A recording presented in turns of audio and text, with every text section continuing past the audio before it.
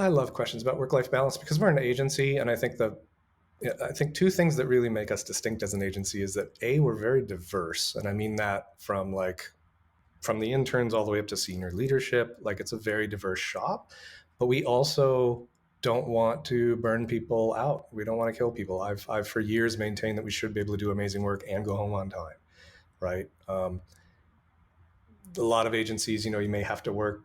You see everybody else working 14-hour days, and well, you don't have to, but if you're the only one who isn't, maybe people are going to notice, right? We don't have that kind of pressure. We start pushing people if they're there too late. My creative director, I see her pulling hours, and I'm like, what are you doing? You should be resting now. I need you rested, not burning out. She's like, well, I'm trying to perfect this. And I'm like, okay, but don't make it a habit, right? So we discourage after hours work. Late nights happen, obviously. But if you had to pull a weekend, you get loo time. Like we're very fair minded that way. The office hours are 9 to 5 ish. Most people are in by 9:30 and out by 5:30. In terms of like policies that promote that stuff, we've got 2 weeks vacation for your first 2 years, then you get 3 weeks after that. All your paid Canadian holidays, stat holidays are paid. We also have the family emergency days. We've got mental health days you can take, no questions asked. We've got summer hours for a few weeks, which are half-day Fridays during the summer.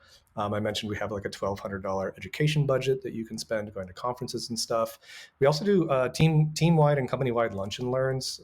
Most recent one was on chatbots. One of our devs just broke down how they work and gave examples.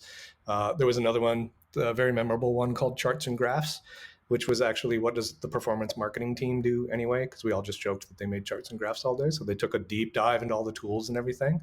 I've personally taught workshops in processing and Unity and animation and things like that. So that's another piece of it is, it's a very supportive group that everybody's kind of got outside interests and other creative things. Like even our devs rather, a lot of them come from design backgrounds, and so they've got other interests, and they're happy to bring, like one of our devs does abstract painting, for example, and like we sat and looked at her stuff one lunch, right? My team does a design lunch every week where we show work either that we've done or that we found really interesting, and once a month we have a design and dev lunch where we chat with the devs and we talk about stuff or we try to work out kinks in the process. And now we're talking about inviting the whole company to those. Like you guys can participate or not, but why don't you see what we're talking about? And I just think the more that people are aware of what each other's up to, it's similar to what we were saying before about you can learn lessons about how to handle something in one sector, and that provides ideas over in this project.